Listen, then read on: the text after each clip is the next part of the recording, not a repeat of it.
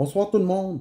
Je fais une petite capsule vidéo pour vous montrer comment utiliser les feuilles de colle ou les roulettes de colle double face pour réparer une toile. Ici, je vais vous parler d'une toile personnalisée, dont une toile avec colle double face et non pas une toile générique qui est vendue avec une colle coulée. Pour les différencier, c'est bien simple. Les toiles avec une colle double face ont toujours un papier blanc qui est opaque pour recouvrir la toile. Tandis qu'une colle coulée va avoir une pellicule de plastique transparente, tout simplement. Comme ça, si c'est transparent, c'est une colle coulée. Si c'est opaque, c'est de la colle double face. Souvent, c'est vendu, c'est de la compagnie Suncor que vous voyez dessus. Comme ça, présentement, vous voyez une toile avec une protection pour une colle double face.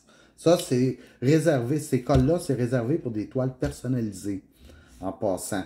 Parce que les colles coulées, c'est pour des toiles en production de masse qui sont faites à la chaîne, c'est toutes le même format, les mêmes grandeurs. Les toiles personnalisées, eux, utilisent la colle double face.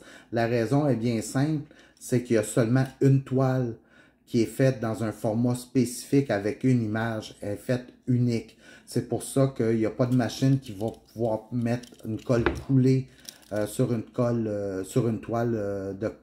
personnalisée. C'est pour des raisons techniques, tout simplement.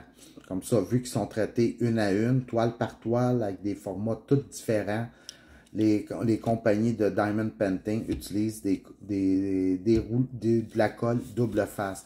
Et le désavantage de la colle double face, c'est que parfois, ça fait des vallons. Puis qu'est-ce qui crée les vallons? Je vous dirais, c'est parce que premièrement, la toile est à plat. Ils mettent à plat la colle double face qui a une pellicule de papier par-dessus protecteur.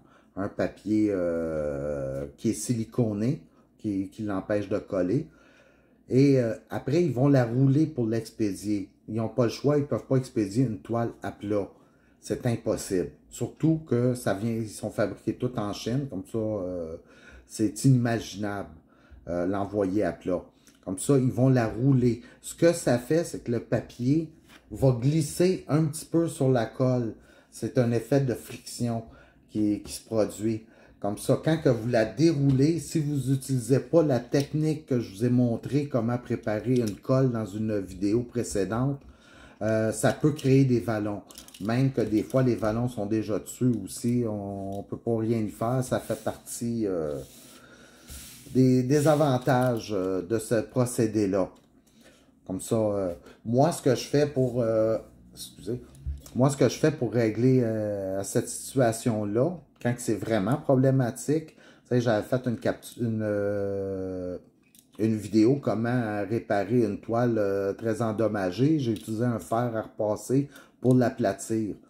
Mais si vous avez un problème avec votre toile, puis même des fois aussi, si c'est de la colle coulée puis qui devient sec puis qu'elle ne colle plus assez aussi, vous pouvez utiliser les feuilles de colle double face que j'ai en boutique. Ça, les feuilles, je vous en montre une, c'est des feuilles 8,5 par 14. On dirait tout simplement une feuille jaune, c'est à s'y méprendre. C'est vraiment extrêmement mince. Mais en réalité, c'est deux feuilles de papier qui emprisonnent à l'intérieur une colle double face. Comme ça, c'est les formats standards, 8,5 par 11. Ou format A4, parce qu'en réalité, ils le font pour le format européen, qui est pratiquement la même chose que notre papier lettre. Comme ça, quand j'en ai besoin, moi, sur une zone à réparer sur ma toile, ben, je vais découper un petit bout que j'ai, juste le bout que j'ai besoin pour la réparer. Je vais vous montrer comment je fais pour préparer ma toile. Vous voyez, je m'amuse avec un X-Acto depuis tantôt. C'est que il faut que réussir à aller séparer les deux papiers. Regardez. Là, je l'ai eu par un coin. Je le sépare. Là, on le voit que j'ai deux parties. Pour savoir où se caler la colle, ici, j'ai pas aucun collant. Ici, regardez, ma colle est là. tout simplement. Comme ça, si j'ai besoin, là, je vais le refermer pour l'instant. On va le réutiliser plus tard. Mais c'est comme ça qu'on commence par la préparer, la séparer pour pouvoir découvrir la colle à l'intérieur. J'ai aussi des roulettes de colle double face en boutique. Il m'en reste plus gros non plus, mais c'est le même principe. C'est une petite roulette avec une colle que vous apposez et vous pouvez le séparer. Comme ça, si vous voyez bien, regardez, vous avez une petite pellicule de colle à l'intérieur. Comme ça, c'est un autre moyen auquel que vous pouvez voir réparer votre toile. Comme ça, c'est bien pratique. Quand c'est des vallons, c'est souvent juste une petite ligne qui est problématique sur la toile. Le vallon, ce qu'il fait, c'est que à force d'avoir été roulée, la toile, elle a été roulée. En la déroulant, ça crée comme une bulle d'air à l'intérieur. Puis, ça peut arriver que la colle a fait un S aussi. Là, ça crée une problématique parce que ça fait une triple épaisseur de colle. Et si vous travaillez dessus, c'est normal qu'en posant les diamants vont avoir un relief. Comme ça, avec ce petit tape-là, vous pouvez réparer cette petite zone-là. Comme ça, on va en revenir. J'ai préparé ici une toile double face. J'ai une de mes toiles, celle que je suis en train de travailler, a des petits vallons dessus. C'est juste que la colle a décollé un petit peu de la toile, mais c'est pas vraiment problématique parce qu'elle reste à plat. Faut pas paniquer aussi que vous voyez un petit vallon. Vérifiez, voir si sur votre toile, si vous sentez que ça fait une bosse. Si ça fait une bosse, il y a matière à réparer. Mais si ça reste à plat, occupez-vous-en pas, même si vous voyez quelque chose de visible dans la colle. Une fois que vos diamants vont tout être mis, là, il n'y a plus rien qui va paraître. Tout va tenir en place.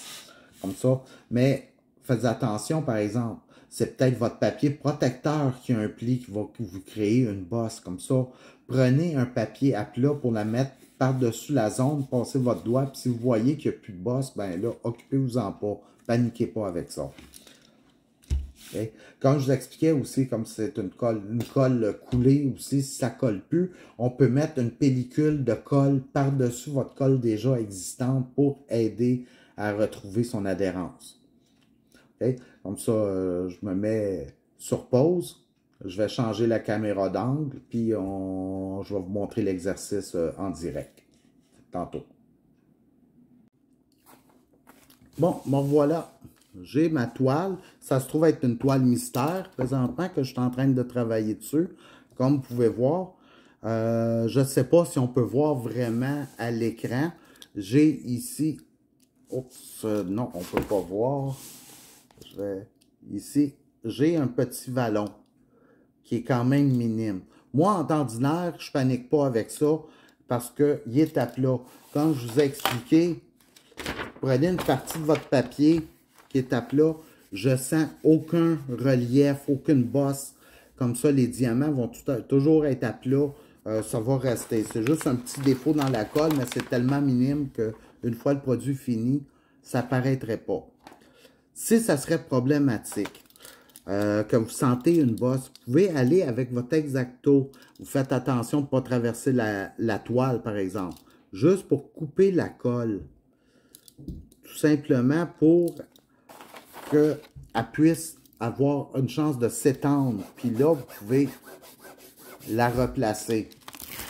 Souvent, ça règle le problème. Si c'est vraiment chronique comme problème, vous pouvez couper la colle. Là, j'y vais tranquillement. Je vais couper la colle, mais sans couper la toile. Et je vais essayer de retirer la colle. C'est une opération qui est quand même très délicate.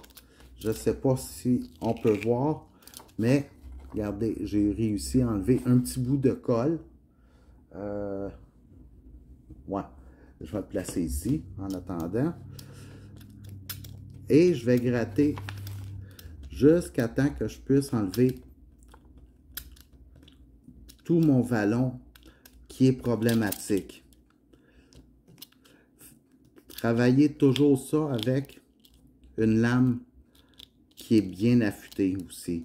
Si vous utilisez une vieille lame, ça risque d'être problématique.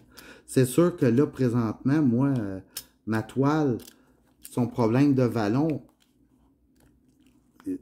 son vallon, il n'est pas vraiment problématique. Comme ça, j'aurais pas dû, je devrais pas la modifier, mais j'essaie de le faire pour vous démontrer. Ça. Comme vous pouvez voir, OK, je viens de l'enlever aussi. Comme ça, j'enlève les parties qui avaient de la misère à coller.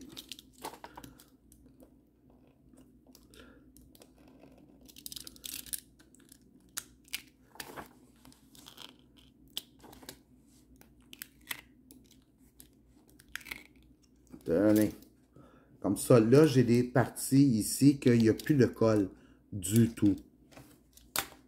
Comme ça, je reprends mon papier de tantôt que je vous avais démontré, que j'ai séparé. Là, il est un petit peu gros, mais c'est pas bien grave. Je vais l'utiliser quand même de cette grosseur-là. Et je vais aller la déposer complètement sur ma toile.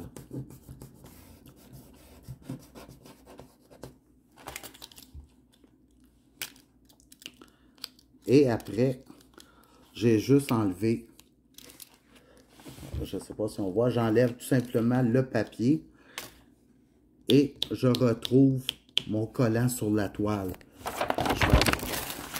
Je vais essayer. Vous savez que quand vous avez votre feuille de colle, comment la séparer, comment l'utiliser.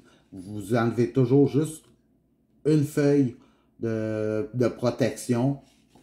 Vous collez votre colle sur l'endroit que vous avez besoin, puis après, vous enlevez la deuxième feuille de protection.